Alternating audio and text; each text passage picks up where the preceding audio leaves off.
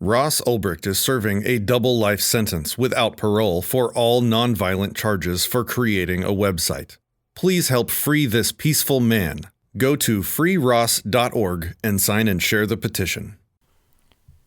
Hey everybody, this is the Dissecting Liberty podcast. Today we had on, I'm going to get this right, Vidivici Veni on, and if I got that wrong, he can attack me on Twitter, I don't mind. He's also at Steve Lol You Wish on Twitter, and we had a great conversation ranging from everything to the future of the state and broad philosophical discussions, and I hope y'all enjoy.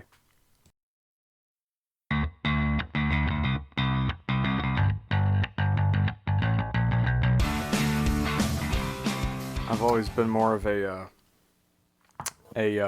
Dos Equis guy myself. Oh, me personally, I'm more of a Negro Modelo guy myself. Yes, that is a very good beer.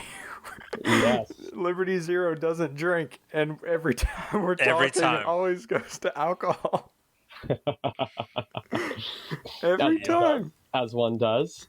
And it's you've got to be very explicit. It's Negro Modelo. It's not Modelo Especial. It's like retarded younger brother. You don't do it special. But I agree. I had one of those just the other day. I had one left in my fridge.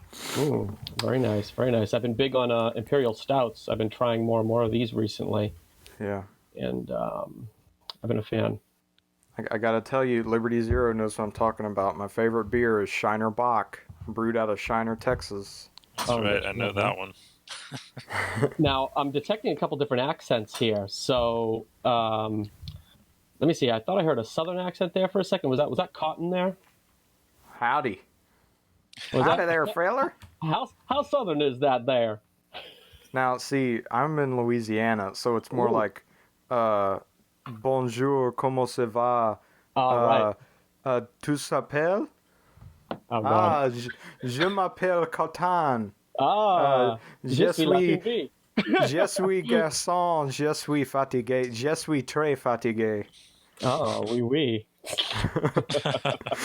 And what about Liberty Zero? Where are you from, good sir? I'm not really from anywhere, but right now, yeah. I live in Texas. Oh, you don't have much of an accent. Is you born and raised, or? No. I was like born in Missouri, and then I Missouri. lived overseas quite a bit. So. Have you guys been watching the show Ozark? Oh my goodness! You guys seen that? My God, Ozark. I don't want to start plugging shows or anything, but Netflix is probably one of the darkest shows I've seen. But if you like Breaking Bad, for example, Ozark, man, it's at least as good as Breaking Bad. No joke. Oh wow. I hear them compared a lot. But what about The Tiger King? What about the best show Netflix ever produced? I haven't actually seen that one yet, but I'm hearing good things. I haven't watched that. I started Stranger Things the other day. Oh, how you liking it? I actually really like it so far. I wasn't impressed with the trailer. Because I'm like, it's a bunch of kids, like... Right. Fucking kids, dude. Right? Yeah. Anytime I see something with kids or teenagers in the trailer, I'm like, nah. Yeah, I hear that. But I've been keeping up with Joe Exotic for some years now, so I'm excited to see him get the recognition he deserves. Wait, Joe for Exotic. Real? That's the Tiger King guy. Oh, no, really? Have you? Yeah, he ran for president in 2016, and his campaign video is the best thing you'll ever watch. Let me guess. He ran as a libertarian? I don't know. I know his campaign manager was a libertarian, but I don't know if he actually ran as one. Of course he was. Somebody was a libertarian in that camp.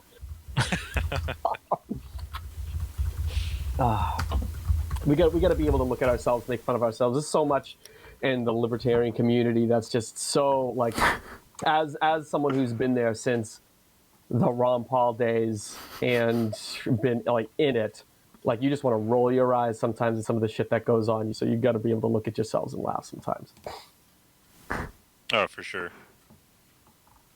We're the party. Well, I say we, but it's the Libertarian Party is the party of the guy who strips on on stage at the convention, Yes. right? He was. No, I'm sorry, he did not run for president. He ran for a governor of Oklahoma, and he was in the Libertarian Party. Ah, see? I looked him up in a Joe Exotic presidential campaign, and the first thing is a article from Huffington Post that says, "Meet the gay zookeeper who's making a bid for president." Oh my god! Oh, and then he had a video, and all his videos he made when he was running have tigers in them, of course, like these white tigers. He looks like he's a white Mike Tyson. And, oh my god! and he made a video talking directly to Donald Trump, calling him out on stuff, and it's amazing. He's just... What year was this? 2018. Oh, no shit, huh? Oh my god. Oh, shit, dude. That's fucking great. There's some real characters in the... Whether you want to say the Libertarian Party or the Libertarian Movement or the small L Libertarian, big L Libertarian, whatever the case, it doesn't matter. That whole spectrum. We get some real characters in there, for better and for worse. Yeah, I was supposed to go to my state's Libertarian convention, and I was going to become a delegate, and then I woke up all stomach upset, not feeling well. So they were still holding that, huh? Yeah. A friend of mine went. He drove up from Baton Rouge to go, and he stopped by, and he said they got started really late because they tried to do a bunch of telecommunications to get people in, and because not many people wanted to go, and he said it took them forever. They got at least started like an hour later because of just the technical difficulties. So, and then I was supposed to join my state party, and I forgot, and I already paid $25 to join the national party, and I wasn't excited about paying another $25 to join the dumbass state party. And they don't even... I mean, if you join the national party, they give you a subscription to the Libertarian Newsweek magazine or whatever, where you get to look in there and see Mark Whitney advertisements. And I love his slogan, "Keep banging." They do that, and you also get like a bumper sticker. I wonder what the state party does. Probably not that much.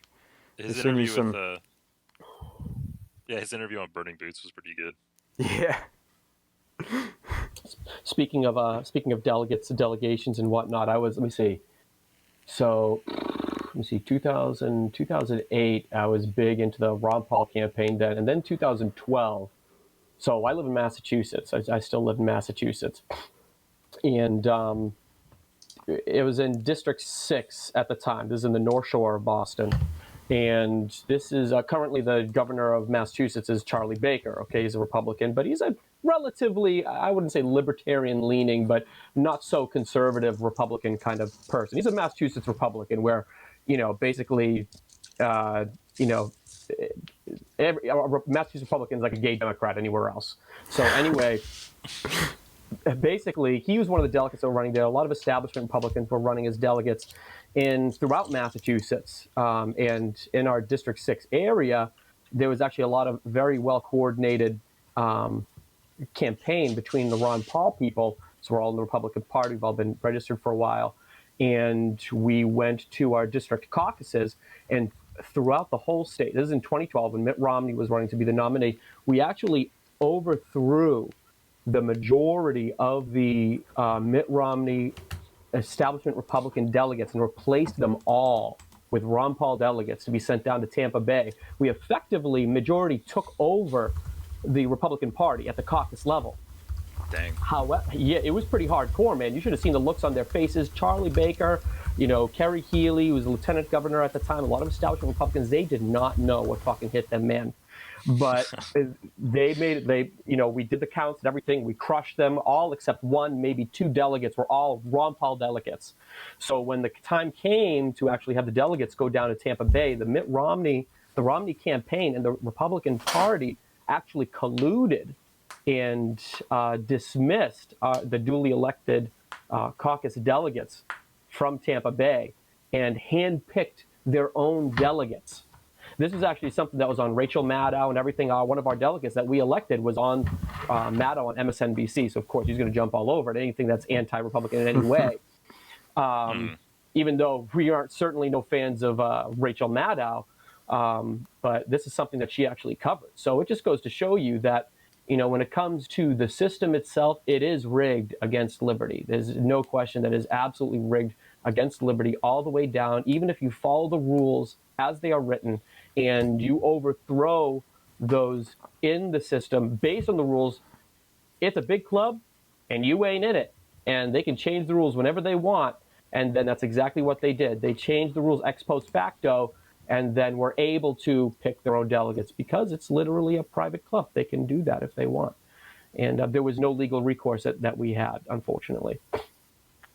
Yeah, I'd heard about that with the with them kicking out the Ron Paul delegates. Yep. Just wild. Yeah, it was some shit, man. It was some shit. It was an eye-opening moment for me when it came to my political activism at the time. Having been someone who was a libertarian activist, I guess you could say, from 2008 through 2012. That was really an eye-opening moment, and showed that you can't really get an official kind of libertarian into the Republican Party to win in that way. You can't have the Libertarian Party win in a way. There needs to be a multi-pronged kind of attack, and it's going to start at the cultural level before you really start to see any change. It's going to be cultural, it's going to be intellectual, it's going to take a long time. It's going to take many generations, I think. It's like it's that meme. You know that meme, the Back to the Future? It shows the picture of Marty McFly, and he's holding the guitar and shit, except it shows Ron Paul's face on Marty McFly, and it says like liberty. You guys might not be ready for it right now, but your kids are going to love it. So I wouldn't be surprised if it takes another 100, 200, 300 years before we see any real change. But I do think that people are laying foundations, and it starts at the market level. Yeah. I agree. Zero, should we just carry on, or do you want to just do an intro? No, we'll do an intro later. It'll be fine. Okay. I looked it up because I don't know all the facts, but I couldn't find it. But in 2008, the Republican convention here was overrun by libertarians, and it almost got violent. Like it almost like sparked a riot. I know a couple of people that were there. Was it Libertarian convention or Republican convention? Was it?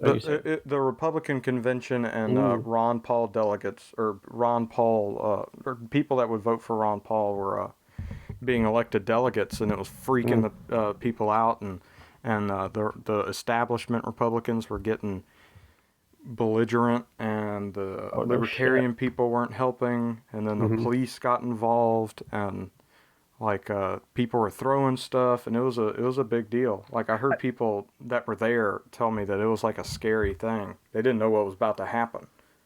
Holy shit! I'd heard some stuff about this. I don't know if that was one of the ones that I heard about in 2008. Stuff like that did happen in 2008. I remember stuff like that happened in 2012.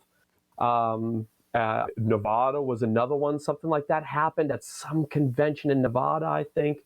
I don't remember if it was 2008 or 2012, but there's been a couple times where conservative-leaning Republicans and libertarian-leaning Republicans, or just straight-up libertarians trying to take over the Republican Party, have really fucking butted heads, and it's gotten real ugly at times. So I'm not fucking surprised at all. Yeah. I think the takeaway from all this is that you just need to vote harder. Well, like part of the reason I was going to do this is because I don't think, like, I wouldn't vote for, like, if I were a delegate, I would vote for Hornberger. I do not think he's going to be president. I don't harbor that fantasy at all. But I also think that it's good to get a principled person out there to spread the message. I think that's the lasting impact. Like, the fact that Trump is president and what he's saying is going to have a more lasting impact than, like, anything he enacts, There's definitely something to that, I think, because Ron Paul never got elected. He ran multiple times. He ran for president in the late 80s, I think, as 88, right. And I think there's no question that like Ron Paul, for example, even though I don't agree with him as much now as I used to then, and my views on a few things have changed. It's really hard, I feel like, for anyone to deny that Ron Paul people like Ron Paul sparked a kind of philosophical, intellectual kind of revolution, that even though he didn't win the presidency, that kind of education that he did through that platform that he used was much more effective than any kind of gridlock, lame duck presidency that even could have possibly happened anyway. Oh yeah, and like if you listen to like Lou Rockwell, and I think it was maybe Jeff Deist who was also on his staff. Yeah, they were saying that if Ron Paul ever got close to getting the nomination, like they were gonna have to like lock it down in terms of his security, because like they thought he's gonna go down in a plane, or he's gonna get Kennedy'd basically. It's too much. It's too much for the establishment to even handle in the first place. Yeah. Which makes you wonder why Trump is still standing. Yeah. Right. Yeah, most definitely. I mean, I'll with regards to Trump and voting and everything. I mean, I wrote quite an extensive piece on this on my blog years ago that still gets quite a few hits today, and it's about the idea of voting and why I actually do believe in voting. I don't believe in voting in the sense of, oh, we should vote because it's going to enact change, but I do think that on the road to growing the idea of liberty out there, that there's a toolbox of doing that, and voting is one of many tools that can kind of help that can kind of help go in that direction. Not so much that it's a very effective tool, because I don't think it's a very effective tool at all, enhancing liberty. The state likes to grow, and that's it. The state doesn't really like to shrink back. You don't really see many libertarian policies or anti-policies, if you could call them that, actually shrinking the state. But I do see voting in terms of, you could call it the lesser of two evils, anything to keep the commie leftist social justice warrior hordes at bay, that just to buy us some time while the market innovates, while technology innovates, while we still are kind of cradling this concept of liberty. It's still in its cradle. It's still a baby as far as I'm concerned. And anything that can kind of stem the tide of the leftist hordes, I feel like is good in my book. And that's why I wouldn't say I support Trump, because I don't support Trump. But I am definitely a strong Trump preferer, I guess you could say, compared to the alternatives. And that's coming from more of a consequentialist angle, as I've kind of shifted from a kind of deontological libertarian to a more consequentialist libertarian in recent years. And I do think that there's a lot of tools in affecting and minimizing at least the growth of the state. Some are more effective than others. And voting, I do think, is one of them. I do see your point, and I don't. There is some merit to that.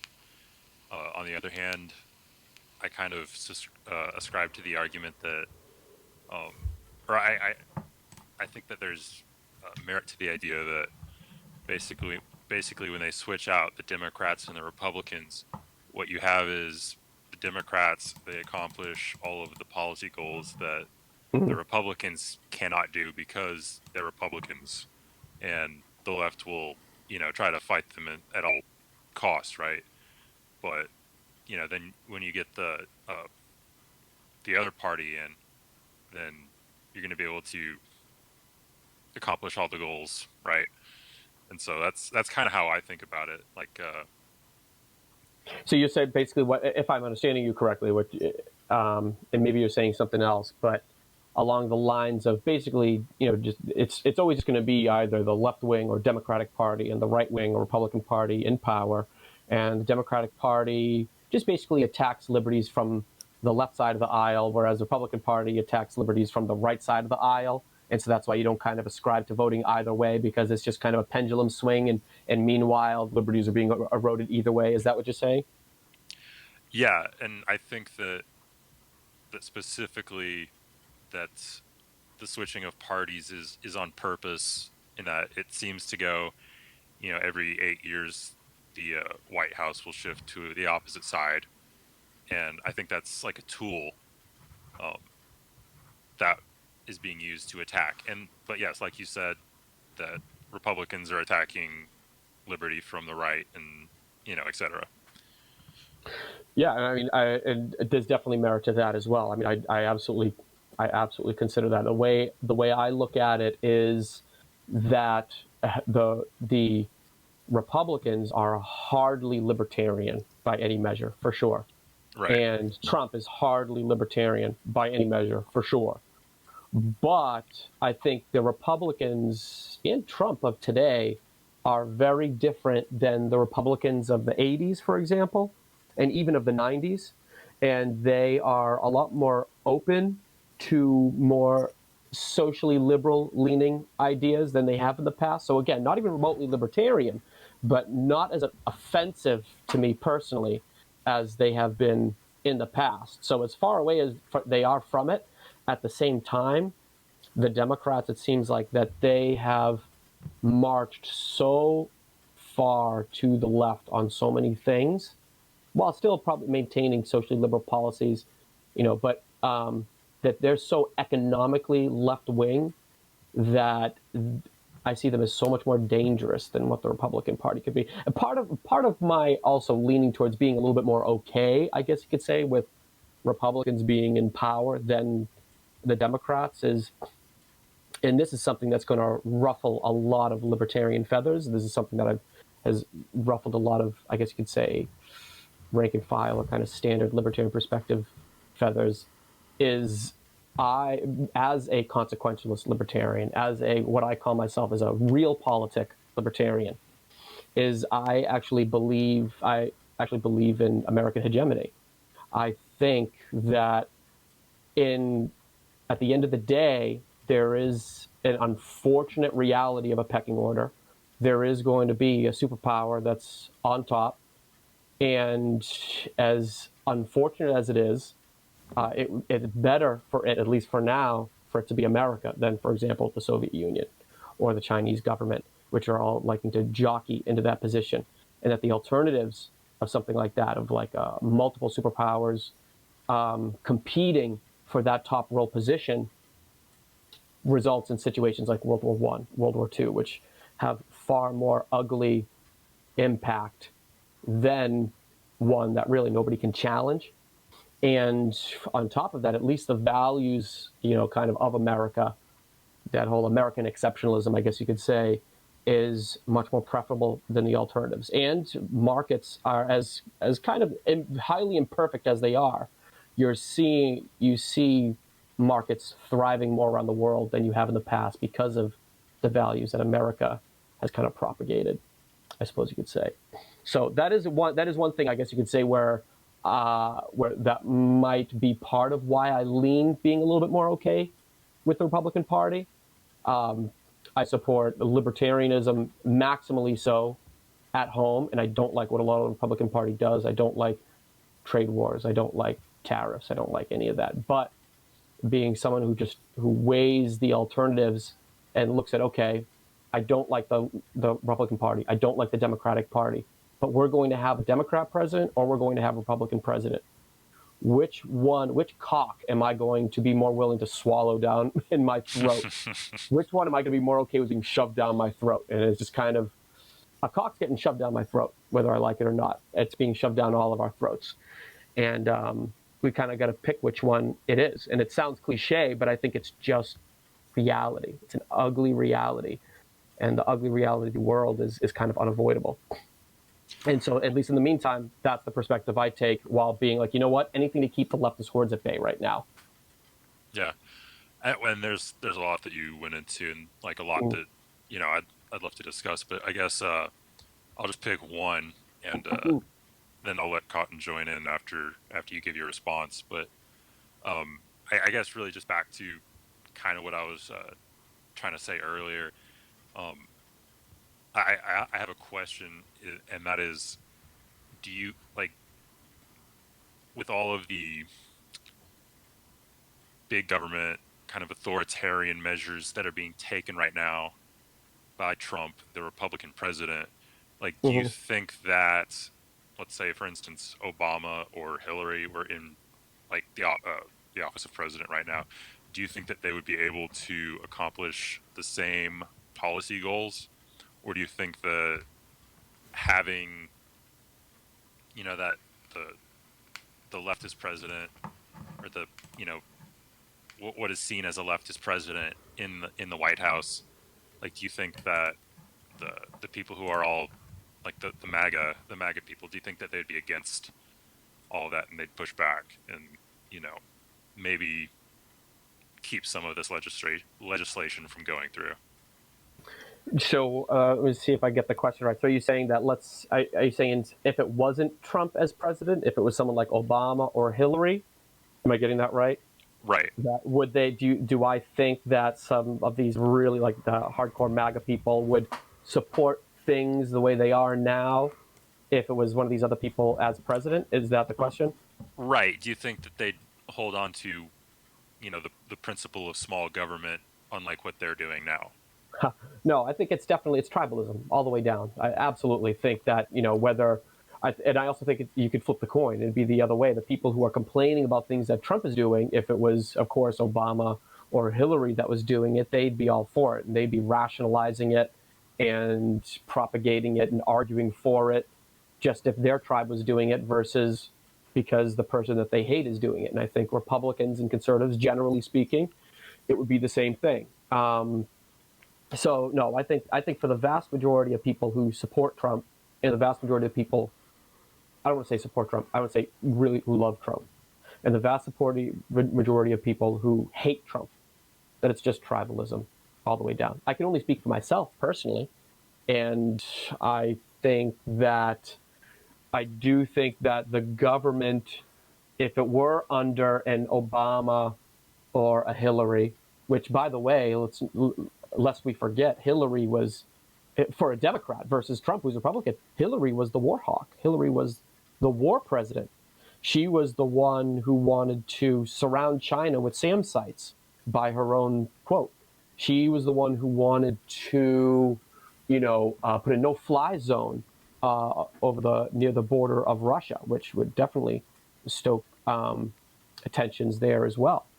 She was itching to go to war. So I think that. So I guess my point is, what I'm getting at is that people like Hillary and people like Obama, who really love the administrative state.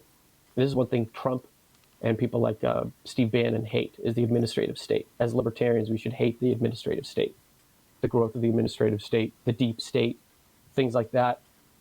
Hillary and Obama love that kind of shit, and I think they would have grown it. I think the policy they would have enacted would have been much more offensive to liberty than even as much as the offensive policies that Trump has enacted have been. I think they are less so than would have been under them. And I think he's done some things that we as libertarians should champion, as highly imperfect and in many ways annoying as the Trump presidency can be. Does that answer your question? Yeah, for the most part, yeah. Okay, yeah. Yeah, I remember I have a friend that is a really big Trump supporter. And we had a conversation maybe a year ago. And in the same conversation, I got him to, he first said that the Fed needs to lower interest rates. Mm-hmm. And I baited him a little bit. And then later I got him to say treating economics like a science is stupid. And I said, well, I agree. But don't you see that you just contradicted yourself there? But I mean, it's, if Daddy Trump wants it, then, it must be okay because he's playing 16D chess. Right. Yeah, I mean, go ahead. Yep. I had a question about the American hegemony. That is an idea that I am very sympathetic to. I don't necessarily agree with it because I do have some problems. Right. Part of my problem is that due to the cyclic nature of government, America is down a path that it cannot pay for. Right. Figuratively and literally. you know.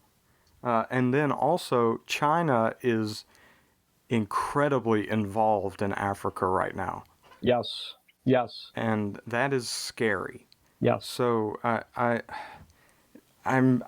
can't see, like, it, believing that if you did not have a choice and there was one totalitarian or semi-totalitarian government that was not the official ruler of the world but was De facto. basically, yeah.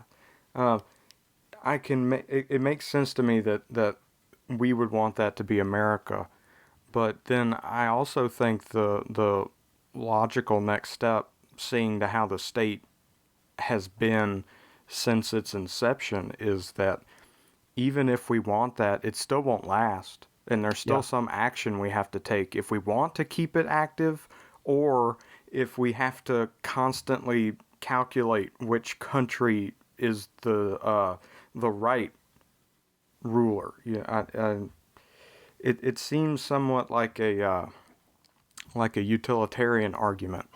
There's just a incredible amount of calculation that needs to be done at every step. Well, I think it's important to recognize that utilitarianism is consequentialism, but consequentialism is not necessarily utilitarian. So all utilitarians are consequentialists, but not all consequentialists are utilitarian. So we don't have to look at this from a utilitarian perspective. No, yeah. I'm not saying we do. I'm just saying that there's a similar, in my mind, there would be a similar amount of calculation that would have to go. Oh, sure. Not necessarily utilitarian calculation, but just in a similar vein. Yes. You're calculating, exactly. You're talking cold calculation. And there's certainly some ugly variables to consider. If we are to use some as flowery language as we can, there's some very ugly variables that go into that algorithm that you're talking about. But also at the end of the day, we can't, right? And I think it sounds like you agree, is we can't deny that, okay, the goal of states, and the reality is we have states, and states aren't going away anytime soon, unfortunately. It would be nice if they could, but they're not. And so we happen to be very lucky that we're in one that more or less, for the most part, relatively speaking, compared to the vast majority of other places in the world, at least has a cultural value and affinity towards liberty and individualism, Western philosophy, and the Enlightenment, somewhat, social justice warriors be damned and postmodernists be damned. But that if you look back and you look at the last 100 years, and you look at the major superpowers that have been jockeying to become the world hegemon, such as the Soviet Union, such as China, or such as Nazi Germany, for example, countries like this, that one of them was going to end up world hegemon, one way or the other. Japan, for example. And if you can only choose amongst one of them, you can't choose a libertarian world, unfortunately. So we have to look at and recognize what those alternatives are. And I think it's like you said, that it's better for it to be America. I'd have to dig it up, but there's a great piece, I forget his name, there's this British philosopher, and he's a British nationalist. He hates America. He finds everything about America disgusting and lowbrow. He sees us as rebellious colonists, and he hates McDonald's, right? Exactly. All this shit, everything about America, he finds so distasteful. But and he's a British nationalist. But mixed in with all that, he longs for the days of when the British Empire was the world hegemon. But he is thankful that it is America right now. And there's one thing it was a great article, I'd have to dig it up, and it was worded so well, it's written so well, but at the end of the article he said something that really stuck with me that I thought was really good. He said, "Death to America, but not yet." Yeah. Death to America, but not yet. So I kind of see it like this, is I do think it's unsustainable. I think that it's good that America is the world hegemon compared to the alternatives. compared to the Chinese alternative, which is certainly jockeying to become the world hegemon. We don't want China to be ruling us or de facto ruling us or leveraging us or anything like that in any soft or hard power kind of way. But with us being there for now and hopefully for the next 100 years or however long it needs to be, I do think, and we're kind of seeing this, where markets are innovating and evolving to the point where for-profit businesses, larger and smaller corporations, are able to skirt government authority more and more and wield more authority on their own. And so I do think over time that the state is going to become, its teeth are going to become less and less sharp, and it's going to fall into irrelevance over the course of the next, it's going to definitely certainly take many generations, could be hundreds of years. But I do think that markets and business are going to grow to the point where they eclipse the state. Now, of course, if you're going to have leftist heads exploding at this, they're going to think, "Oh my God, you're talking like corporations running all of society and so on and so forth." And I mean, we don't know what that's going to look like, but I do think it would certainly look a lot better than the state, running everything. But I do think eventually that hegemony, especially if it's U.S. hegemony, is going to become less and less powerful compared to business interests and compared to, as long as we protect the internet, I think, as long as we protect the internet especially, and markets continue to evolve and businesses continue to innovate, then they'll start to eclipse the state. And I'm personally an optimist when it comes to liberty, but I don't think we're going to see it in our lifetime. I think it'd take many generations probably. Well, if spreading, I want to say one more thing. If spreading like the American spirit is good, and I'm not saying it isn't, I tend to agree. I think that really makes the Boog Boys out to be heroes then. I mean, because they're like some of the only people in this view. They're some of the only people that are like keeping the original American spirit alive. And then the other thing is like part of the parts of American culture that led the country to being so successful are dying, So I don't have high. And then the other thing about markets eclipsing government, I wish that were. I hope that's true, but I'm waiting for the announcement that they're going to nationalize the farming industry. I'm waiting for it. I mean, it's definitely the farming industry there's no question that the farming industry, and I think it's been the case for the last 60 or 70, maybe even 80 years after FDR started the policies involving with subsidizing the agriculture industry and destroying crops, and which I think still goes today to keep prices high and all that bullshit from the Depression and whatnot. That's still definitely there. There's no question about that. And I mean, how many steps away from the way it is now are they from nationalizing it? I mean, I do think they're still pretty far away from it, but there's no question. I definitely agree that it's a very corrupt.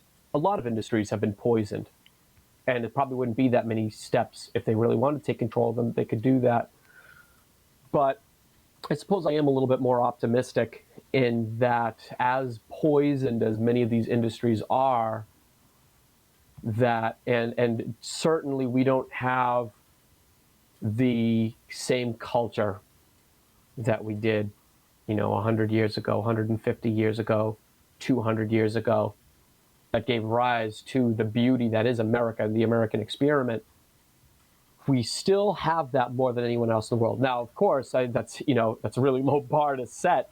You could definitely say that America is the fastest horse in the glue race, but I don't know if that's necessary, if that's a reflection on our culture, certainly part of it, or the American government and whatnot. But I'm still optimistic about it because you still have so much innovation going on in American markets. You still have all that innovation going on in technology, online, with stuff going on with space, for example. I mean, the government has taken a step back from moving into space, and corporations and for-profit businesses and innovators and idea men are looking into space right now. So I still have some hope. I mean, all we can really have is hope, I think, in the end, and all we can really do is continue to spread the message of liberty and do what we can and fight the leftist hordes intellectually and philosophically. Otherwise, what do we have? All we can do is kind of throw up our hands and just kind of give up. So, but I'm optimistic. I'm still optimistic. Definitely no way we can know either way, though. Earlier you were talking about how eventually you were hoping that businesses growing and developing technology, etc., will eventually eclipse government and make it irrelevant and all that. I was just wondering what we're seeing today is like, especially like if you look at the stimulus package and and things like that, or I'm sure you're familiar with the fact that a lot of like large corporations, like they'll actually advocate and lobby for more regulations Oh yeah. in order to like stifle competition. Like, do you not see? Like I personally see like the top end of businesses, like the really powerful corporations, as more benefiting from government and really existing at the level that they are because of government. Mm. So Yep. I was Yeah. just wondering if maybe you could go into like just maybe go into that a little bit more in like how you think that maybe like smaller businesses will break the chains of these, not monopolies but near monopolies, and these larger corporations, and how that would you know eventually lead to the dissolution of the state.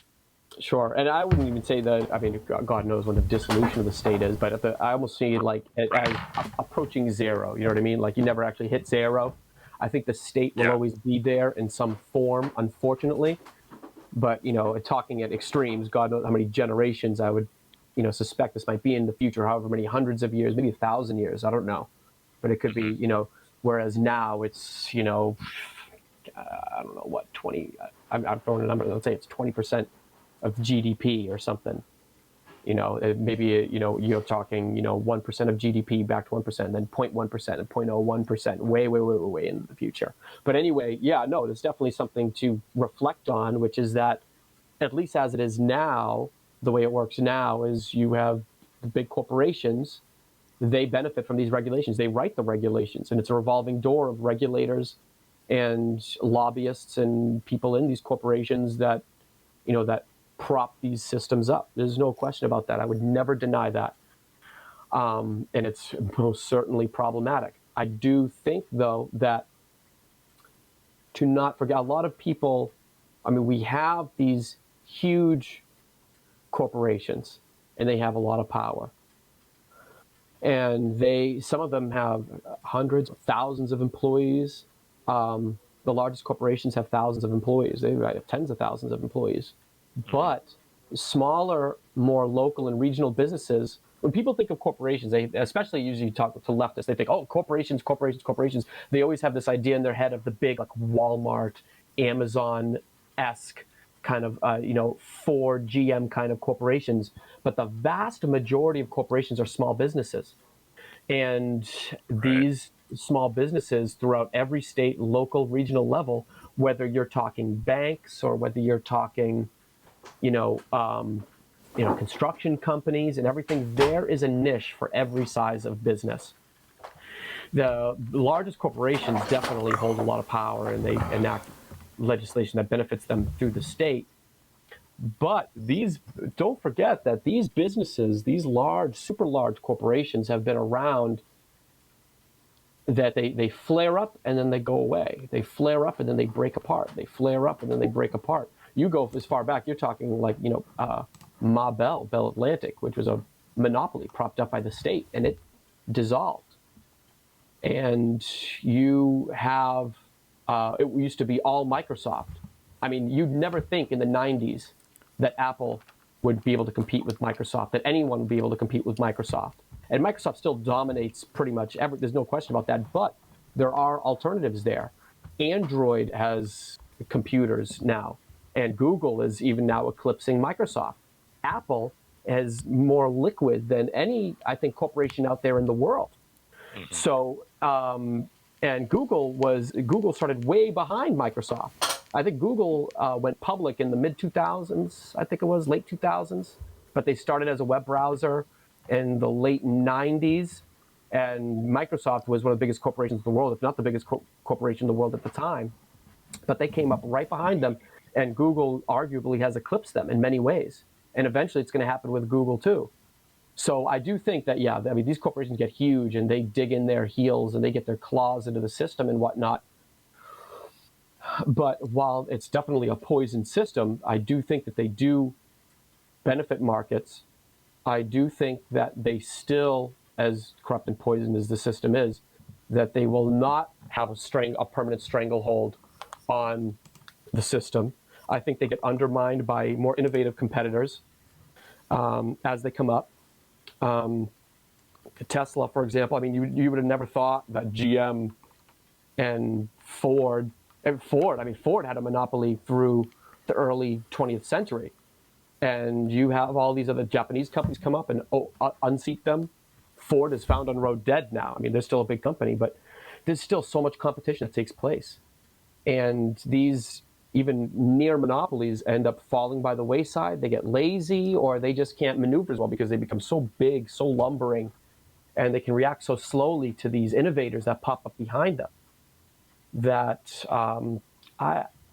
not to say that I'm not at all concerned about them, but I am a lot more optimistic about competitive markets and their ability to undermine these players that seem unseatable, that are constantly being unseated. You go back to even like U.S. Standard Oil in the late 1800s, they had a pure monopoly on everything, on oil.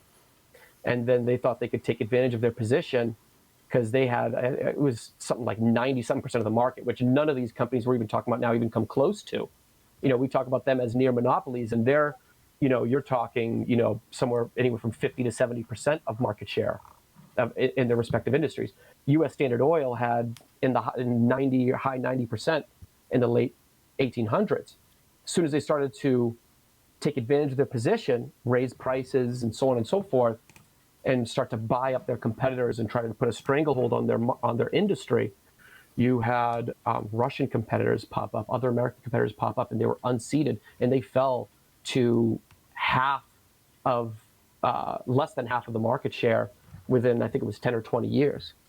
And that happens today too. So I'm still optimistic about that. That stuff definitely happens, and that's why I think in the end, you know, whenever I hear leftists talk about how, you know, oh, corporations own the government, you can't trust corporations, they own the government, okay.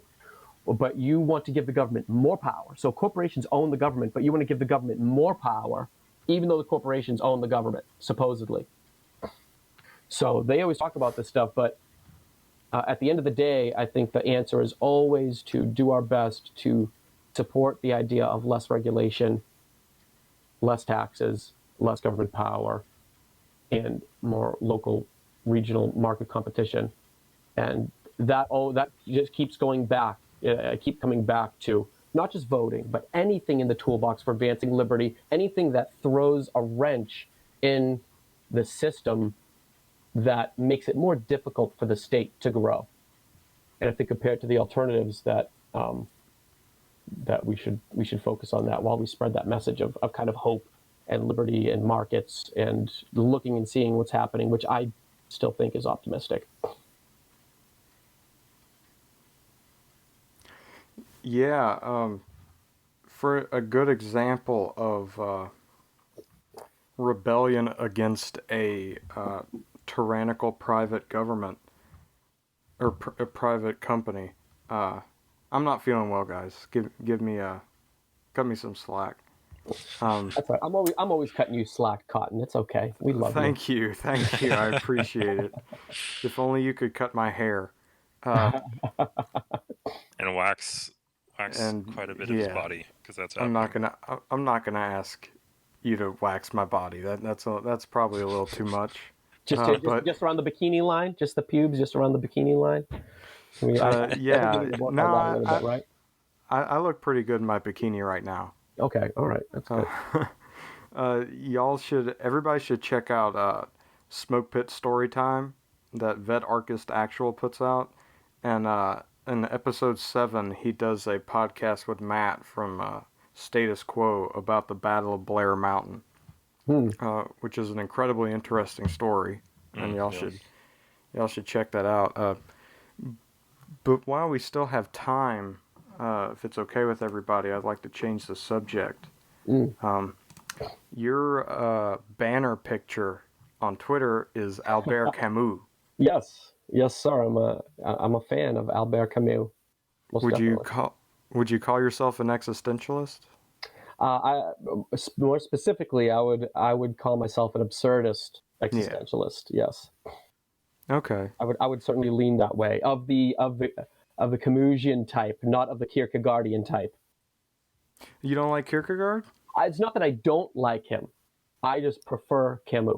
Yeah. Camus. Kierkegaard is a little more Christian for my tastes. Yeah. But definitely not Sartre. No. Hell is not other people. Hell is Jean-Paul Sartre. No, I'm not. I can pronounce French pretty well, but even Albert Camus, a leftist, but I cut him some slack. yeah, but he was like a left anarchist. Yeah, at least he was that. Yes. So I don't have a problem with that. I do have a problem with his view on the Algerian Civil War, but that's like the only thing. Yeah. Basically, I mesh pretty well with Albert Camus philosophically, but I like with so many things, it's so important to be able to tease out and separate things, like, chew the meat and spit the bones. You know what I mean? Yeah. So yeah, most definitely. I think that's okay. Just like with Rothbard, I loved Rothbard for a while, but there's some views that he had that I was like, no, I'm just going to leave this one alone. I'm not going to touch that. This I like, that I don't like, and yeah, I guess you could say it's the same with Albert Camus. Well, Rothbard went with he kind of had a couple of phases. Yes. And he went through a little bit of like a paleo-conservative phase. Yes. But and I like Martin Heidegger, even though long after he wrote Being in Time, he became a Nazi. Right. Yep, absolutely. So why don't you, for the last little bit of the podcast, why don't you give like your pitch? Oh no, we still got plenty of time. Dude, I'll talk for as long as you guys want. I could talk forever, which might not be a good thing, but well, why don't you give like your basic pitch for absurdist existentialism? well, I came around to it like this. What I guess you could say where it started for me is as someone who for a while really, becoming a libertarian and kind of a Ron Paul leaning Rothbardian libertarian of the deontological stripe of that kind, you have a very firm, I'd even say zealous belief and view in certain moral principles and certain ways about the way you think the world does work or should work. And I guess you could say in my early to mid 20s, maybe even some of my late 20s, I held that view. When I started having children, I've got 3 kids. I've got a 6-year-old daughter, a 3-year-old son, and a 7-month-old daughter. And when I started having kids, you start thinking about things differently in life. You start to think about your values, what you care about, and you start to think about meaning and what things mean the most to you and what you would do to protect those things. and you start to reevaluate not just your priorities, but your values. And when you start to do that, you start to reevaluate your concept of principles and values in general, and on how those mesh with the world around you and the people and why they do the things that they do. And when you kind of rub up against these things and you reflect on them, it's hard to put people in perspective until you have children. But meaning starts to kind of change form a bit. And I guess you could say it becomes a little more relativistic. And so this is where I say, for example, the postmodernists, it's not to say that they're right, because especially the current postmodernists that you hear about, they go off the rails with it. They go utterly off the rails. But there is some merit to what they're talking about when it comes to ethics and values and, in history and where everything comes from and why we are the way we are, why we believe what we do, and where meaning comes from. And that is when I started to approach Albert Camus. That's when I started to read Albert Camus, because I was like, I don't understand. I thought I knew what I knew. I thought I believed what I believed, and I thought that was right. I thought what I thought about what's right and wrong and meaning was pretty cut and dry. And now suddenly, after having kids and being presented with certain situations and thinking about what I would do in certain situations, that's all turned upside down. And that's when I started reading more Albert Camus. And actually, the first book that I read, I know it's not a pitch so much as it's kind of my history of kind of him and some of these concepts, was The Fall. And I feel like The Fall by Albert Camus, is kind of goes under the radar a little bit. It was the first book that I read by him. And it's a fucking heavy book, man. It's a heavy ass book. But reading that book and reading the conversations going on in it, you reflect on yourself more, and you reflect on the things that you think are that about morality and about yourself and about ethics. And beyond that, I started to explore more about Albert Camus. And in terms of meaning, where we get meaning, he talks about Sisyphus, pushing the boulder up the hill. And part of my whole personal discovery, or lack thereof, of objective meaning and exploring more relative subjective meaning after having children and reevaluating these things, help talking about Sisyphus pushing that boulder up the hill.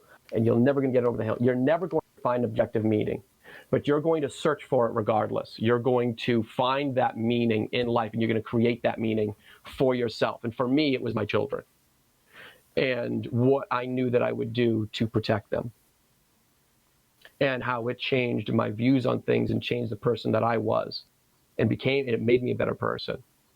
And that subjective meaning that came about from that really ties in a lot with that subjectivity, really ties in a lot with what kind of Albert Camus talks about. That, the search for meaning, the absurd arises, we call ourselves absurdists. The absurd arises from man's attempt to find objective meaning in his world, which rubs up against the reality that no objective meaning exists. And so the absurd arises from that. And so the only thing you can do is, like what? There's no meaning in the world. So what, are you going to kill yourself? No, you can't kill yourself. That's kind of the existential dread, the existential issue that the existentials deal with, is nihilism and just, it's all hopeless, just kill yourself. But that's not the answer. The answer is to create your own meaning, find your own meaning, whether it's your children, whether it's having children, or whether it's some other kind of legacy that you're going to leave, or it's something that brings you happiness in some way. Find that meaning, create it on your own. That's the best thing that you can do as an answer to the friction that comes about from needing meaning by being that in our human nature, needing to find that meaning, and there not being one that you can objectively find. And so the absurd arrives out of that. And so it's like pushing that boulder up the hill. You're never going to push the boulder up over the hill. Sisyphus is not going to get the boulder over the hill. But in spite of that, he's going to spite the gods. And all we can do is spite the reality of the cosmos, that there is no meaning out there, and take this precious time that we have and create that meaning for ourselves. So that's how you deal with the absurd. That's how you deal with the existentialist reality, the reality that there is no objective meaning out there. There is no meaning. We're probably a mistake. Maybe God exists, maybe he doesn't. There's no way to know. We can't know these things. We can't know much anything. So just take the time that you have and create meaning for yourself. That's at least my story behind it. That's my kind of pitch. That's how I handle and look at the existentialist dread that you get presented with. Yeah, you mentioned the postmodernists, and I have a postmodernist joke. I agree with Foucault when he says that schools are prisons. I do not agree with Foucault's modern followers who say that waiting in line at the bakery is a prison. Oh man, so I'm trying. I came up with that when you first mentioned the postmodernists. Yeah, and I do think the postmodernists. I think Foucault gets a bit of a bad rap. Yeah. I think that he would be very irritated with the neo-postmodernists of today, and especially the kind of postmodern social justice warriors. Those don't even really mesh together.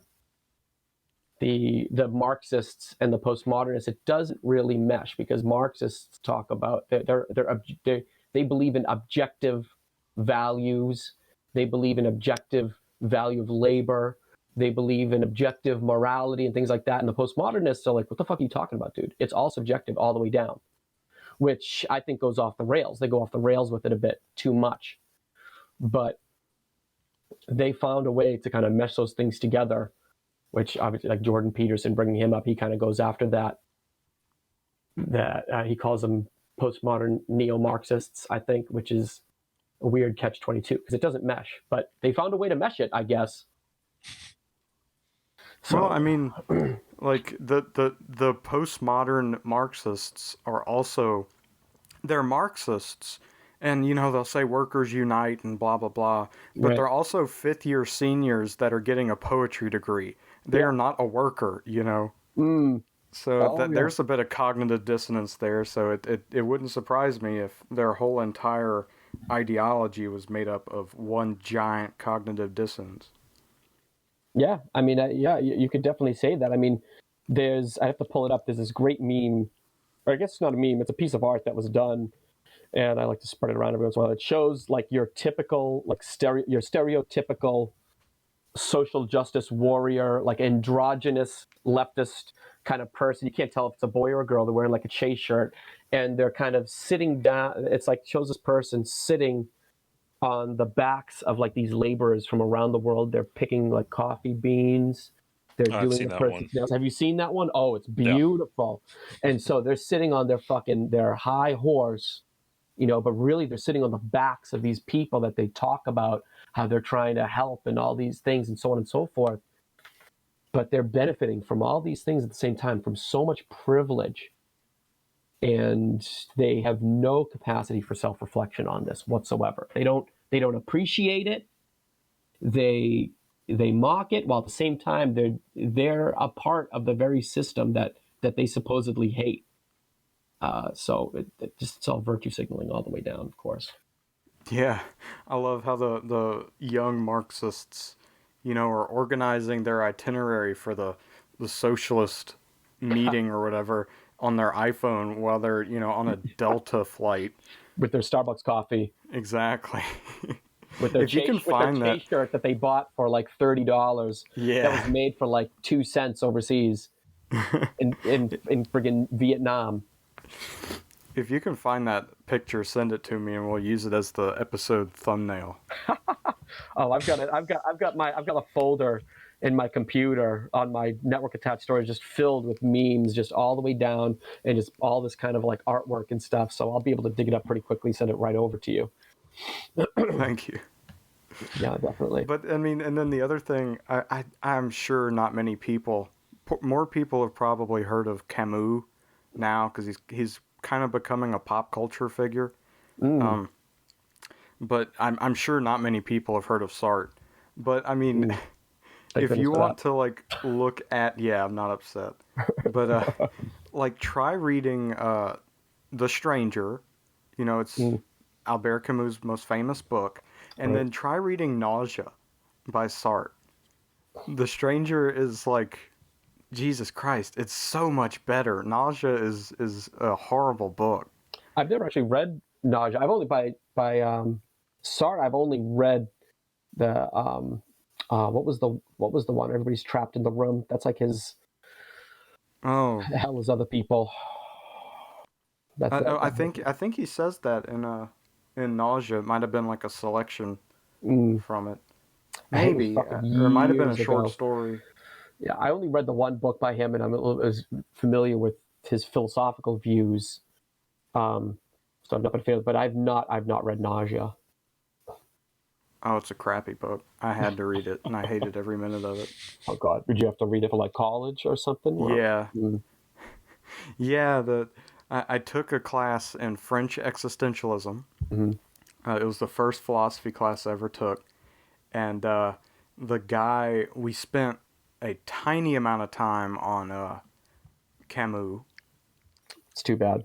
Yeah, and he was speaking, like we spent a day on Camus, and he was very derogatory towards Camus, and then we spent a third of the semester on Sartre.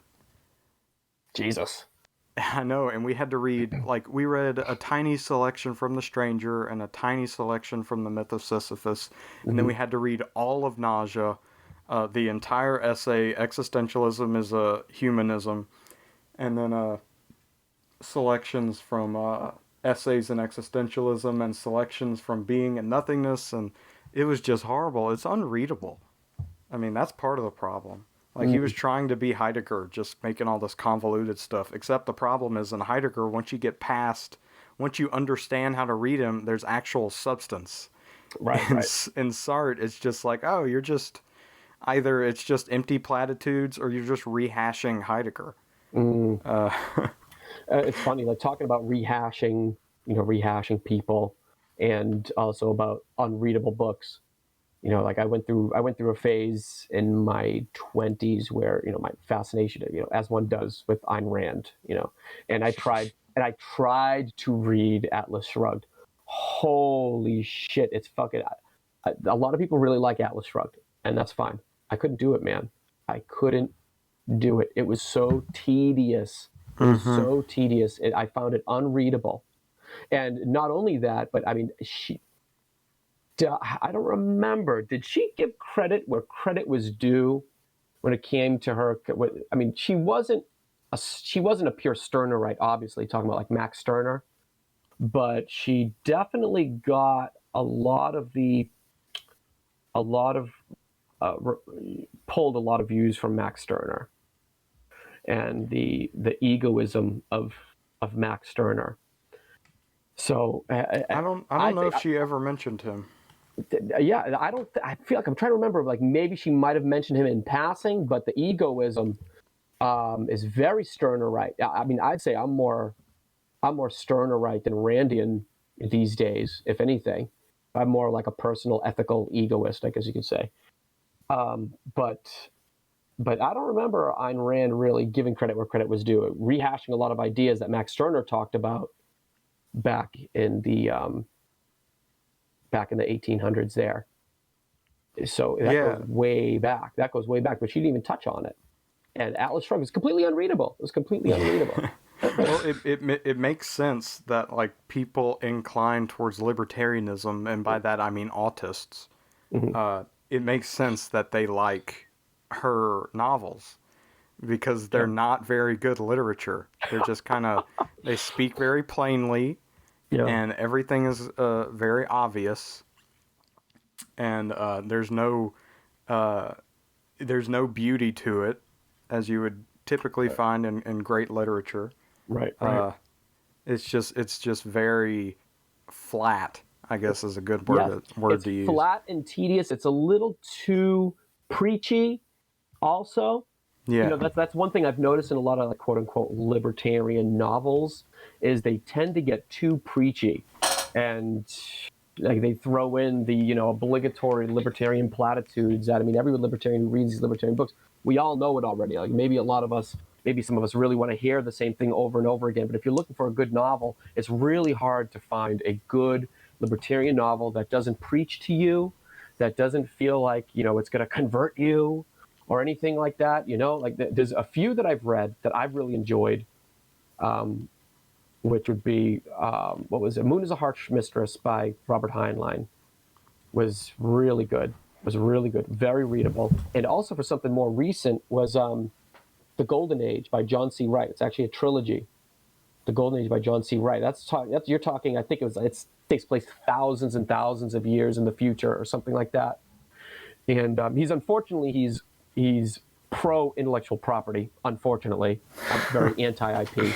But he builds his kind of society around a libertarian society, but it's an intellectual property based libertarian society. It takes place thousands of years in the future, where people navigate the world through these projections, in a sense, and they basically have unlimited power, and they have unlimited life. They're immortal and things like that. It sounds like, oh, well, everybody's basically like a demigod, and essentially, yes.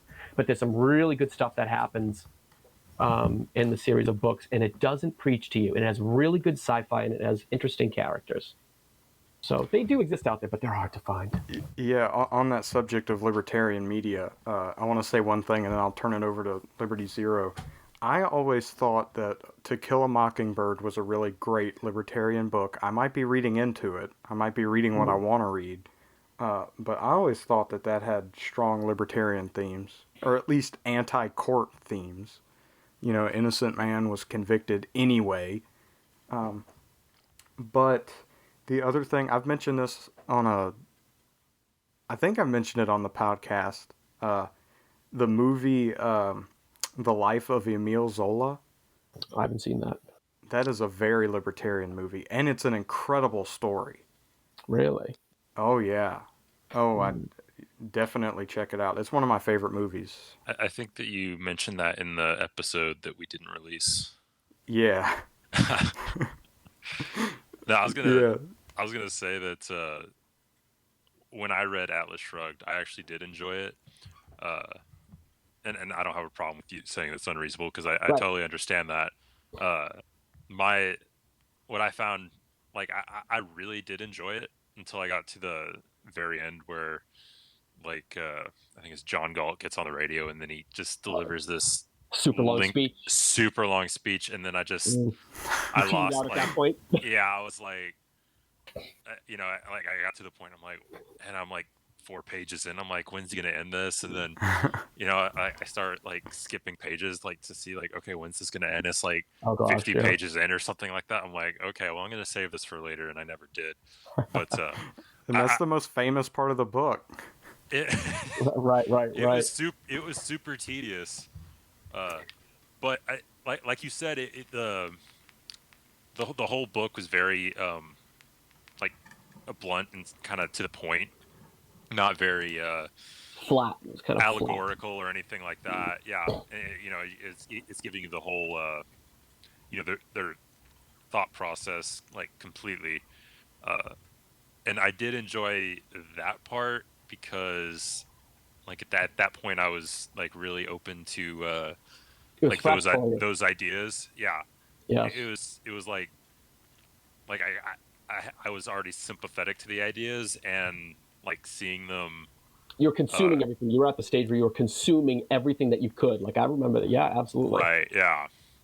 Yeah. This is one thing. I mean, it's one thing. I'm even though I couldn't really enjoy the book, part of it could have been because I tried to read it later on, after I had already consumed so much, like, Rothbard, and consumed there's so much libertarian philosophy, whether you're talking articles online or books by, by Ron Paul or Milton Friedman or Murray Rothbard or everybody. And so then once you've already kind of heard everything, it's hard to read a novel that's preaching about the same stuff that you've already done. But I also I am sympathetic to the value of Atlas Shrugged. And I get it because I'll also, kind of the way I see the Beatles, right? Like, I could never fucking listen to the Beatles. I just can't fucking listen to the Beatles. But I give the Beatles the credit where credit is due because they were the first ones. They should be revered because they came along before anybody else was doing what they were doing. So Ayn Rand's Atlas Shrugged came along before anyone was really doing stuff like that, was writing stuff like that, and was presenting philosophy in such a coherent way. So I get what she was doing. I get the value in that, and I get the value that people got from that. And it's hard to appreciate it as much, 50, 60, 70 years, down the road. And after 5 years of already consuming everything in sight that could be libertarian related, Right. Yeah, and like when I read that, it was like probably the first libertarian book I'd ever read. Yeah. So yeah, it is one of those eye openers, Yep, I totally get that. The first libertarian book I ever read was The Libertarian Mind by David Boaz, who's the president of the Cato Institute, so I'm basically a statist. Why do you hate Tom Woods? Yeah, right. Tom Woods, yeah, he's another one. I think I read the Politically Incorrect Guide to History by him. I read his Meltdown book. I read a lot of Schiff back then. Like, it's coming back to me now.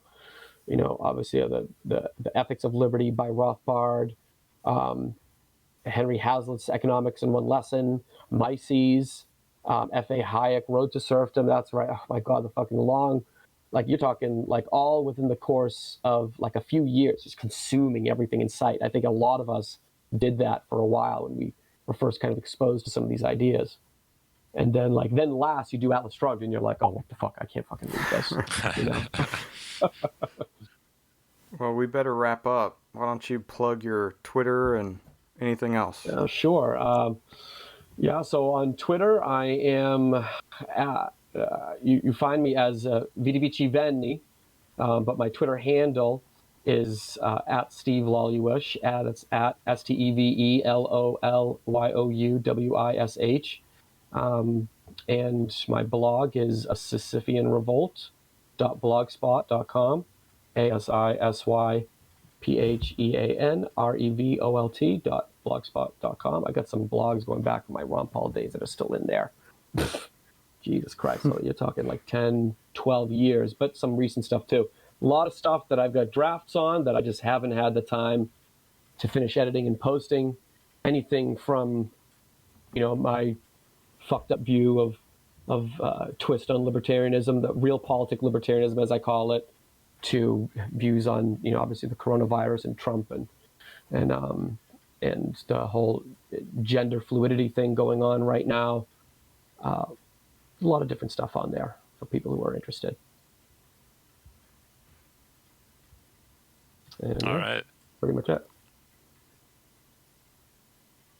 Well, man, we really appreciate you coming on and talking to us. We went into a lot of topics, and you're very well versed in like everything that we talked about. It was a great conversation. Thank you very much. I wish sometimes, I can kind of go off into the weeds sometimes, and it turns into a little bit of a stream of consciousness mess. But it's hard to organize some of these thoughts on the fly. But I definitely enjoyed my time. Thank you guys very much for having me on here, and I'd love to have a conversation again, just about whatever, whenever. Let me know if you guys ever want to do it again. I'm down. Sounds good. Absolutely. All right. Peace out. All right. Well, I'm Liberty Zero, reminding you to zero your rifle. I'm Cottonarchist, telling you to pick cotton voluntarily.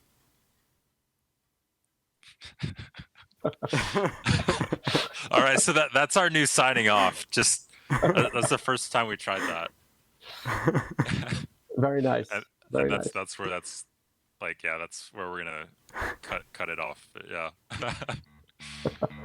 We'll quit while we're ahead.